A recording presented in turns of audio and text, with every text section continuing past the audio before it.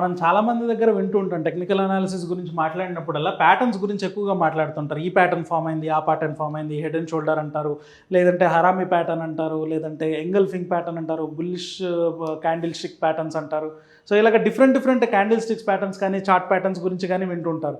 కానీ పూర్తిగా అందరూ మిస్క్యారీ అయిపోయేది ఏంటంటే ప్యాటర్న్స్ అన్నిటినీ ఒకలాగా చూడకూడదు. ఒక ప్యాటర్న్స్ని బేస్ చేసుకొని ట్రేడ్ చేసే వాళ్ళు ఏ ప్యాటర్న్ని ఏ టైంలో చూడాలనేది తెలుసుకోవడం కూడా చాలా ఇంపార్టెంట్.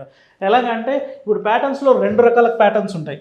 ఒకటి క్యాండిల్ స్టిక్ ప్యాటర్న్, ఇంకొకటి ఏమో chart patterns. Candle stick patterns అంటే మీరు బుల్లిష్ క్యాండిల్ స్టిక్ ప్యాటర్న్స్ ఉంటాయి కదా, మోరిబోజు క్యాండిల్ స్టిక్స్ అని, తర్వాత హ్యామర్ అని, షూటింగ్ స్టార్ అని, ఇలాగ డిఫరెంట్ క్యాండిల్ స్టిక్ ప్యాటర్న్స్ ఉంటాయి. అదే మీరు చార్ట్ ప్యాటర్న్స్లోకి వస్తే ట్రయాంగులర్ ప్యాటర్న్ అని, తర్వాత హెడ్ అండ్ షోల్డర్ ప్యాటర్న్ అని, ఇలా డిఫరెంట్ ప్యాటర్న్స్ మీరు చార్ట్ ప్యాటర్న్స్లో చూస్తూ ఉంటారు.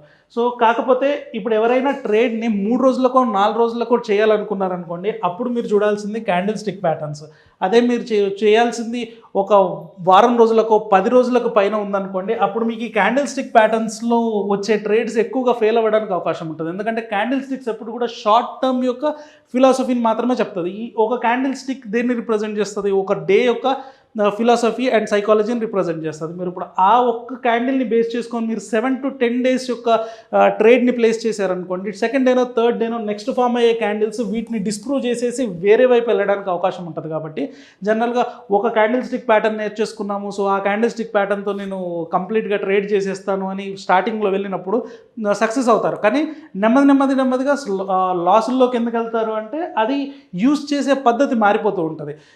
3 days 4 days కోసం ప్రొజెక్ట్ చేసి వారం రోజులు లేదంటే 15 రోజులు నెల రోజులు ట్రేడ్స్ చేస్తూ ఉంటారు. లాస్ట్లోకి వచ్చిన తర్వాత మనం ఫెయిల్ అయిపోయాము, ఈ క్యాండిల్ స్టిక్ అనేది డిస్ప్రూవ్ అయిపోయింది అనే విషయాన్ని అర్థం చేసుకోకుండా మళ్ళీ రివర్స్ అవుతుంది. ఎందుకంటే ఎంత పెద్ద క్యాండిల్ చూశాను, అది మోరిబోజు క్యాండిల్, ఖచ్చితంగా అది బుల్లిష్ అవ్వాల్సిందే అని మార్కెట్కి అగేన్స్ట్గా ఫైట్ చేయడం స్టార్ట్ చేస్తుంటారు. ఇలాంటప్పుడు ఏమవుతుందంటే కంప్లీట్గా లాసెస్లోకి వెళ్ళిపోయి తర్వాత దాని మీద ఉన్న నమ్మకం పోయి, లేదు క్యాండిల్ స్టిక్ చార్ట్ ప్యాటర్న్స్ అనేవి పెద్ద బోగస్, అవి ఇంట్లో వర్కౌట్ అవ్వవు, ఏదో ఒకసారి 2 సార్లు వర్కౌట్ అవుతుంది అనుకుంటూ ఉంటారు. కానీ క్యాండిల్ స్టిక్ ప్యాటర్న్స్లో కూడా ఇప్పుడు ఒక క్యాండిల్ స్టిక్కి దాన్ని మనం షూటింగ్ స్టార్ అనాలి అనుకోండి, దానికంటూ ఒక క్రైటీరియా ఉంటుంది. ఈ బాడీ సైజ్ ఎంత ఉండాలి, ఈ స్టిక్ సైజ్ ఎంత ఉండాలి, ఏ పాయింట్లో ఇది ఫామ్ అయితే దాన్ని షూటింగ్ స్టార్ అంటారు, ఏ టైంలో ఫామ్ అయితే మోరిబోజుకి వాల్యూ ఉంటుంది.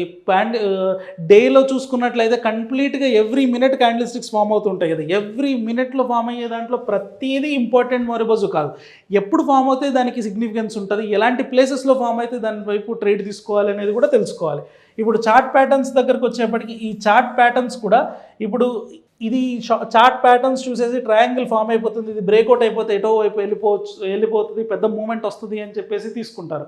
దేనికోసం తీసుకుంటారు? 2-3 days కోసం, ఇంట్రాడేకో లేకపోతే BTST ఈ రోజు కొనేసి రేపు అమ్మేద్దాం అని చెప్పేసి తీసుకుంటారు. అక్కడ కూడా ఫెయిల్ అయ్యేది ఏంటంటే చార్ట్ ప్యాటర్న్స్ అనేవి more than 10 days 14 days కోసం తీసుకోవాలి. ఎందుకంటే ఇక్కడ టైం తీసుకుంటుంది. ఈ కన్సాలిడేషన్ ఫేజ్ కంప్లీట్ చేసుకొని మెచ్యూర్ అయ్యి ఒక సైడ్ ట్రేడ్ ఇవ్వాలి అంటే దానికంటూ ఒక టైం పడుతుంది. ఇప్పుడు హెడ్ అండ్ షోల్డర్స్ లాంటి ప్యాటర్న్స్ చూసుకున్నట్లయితే అది వీక్స్ అండ్ మంత్స్ పడుతుంది అది ఫామ్ అవ్వడానికి. చిన్న ట్రయాంగిల్స్ లాంటివి, వెడ్జెస్ లాంటివి ట్రేడ్ చేయాలనుకుంటే అది కనీసం 7 days to 10 days అయినా టైం పడుతుంది అది మెచ్యూర్ అయిపోయి బ్రేక్అవుట్ అవ్వడానికి. సో అది ఫామ్ అయిన ఎర్లీ స్టేజెస్లోనే తీసుకొని రేపటికో ఎల్లుండికో ప్రాఫిట్ బుక్ చేసుకుందాం అనుకొని ఎంటర్ అయిపోయి మార్కెట్లో డిఫరెంట్ సిచ్యువేషన్ జరగడం వల్ల అది లాస్ అయిపోయి బయటకు వచ్చేయడం లాంటివి చేస్తూ ఉంటారు. సో ఇది బాగా గుర్తుపెట్టుకోవాలి. ప్యాటర్న్స్ చూసేప్పుడు క్యాండిల్ స్టిక్ ప్యాటర్న్స్తో ట్రేడ్ చేయాలనుకుంటే 3 days కన్నా ఎక్కువ మించకుండా చూసుకోండి. చార్ట్ ప్యాటర్న్స్తో ట్రేడ్ చేయాలనుకుంటే ఖచ్చితంగా ఎక్కువ రోజులకైతేనే ప్యాటర్న్స్ని చూడండి తప్ప షార్ట్ టర్మ్లోకి వెళ్ళిపోయి 15 minutes క్యాండిల్లో 1 hour క్యాండిల్లో చార్ట్ ప్యాటర్న్స్ని అనలైజ్ చేసి దాని ద్వారా ట్రేడ్ తీసుకొని వచ్చారంటే లక్ ద్వారా కొన్నిసార్లు కనుక మీరు ప్రాఫిట్లోకి రావచ్చేమో, కానీ ఆన్ లాంగ్ రన్లోకి వచ్చేప్పటికి ఈ ప్యాటర్న్స్ మీరు ఖచ్చితంగా ఫెయిల్ అయి తీరుతారు.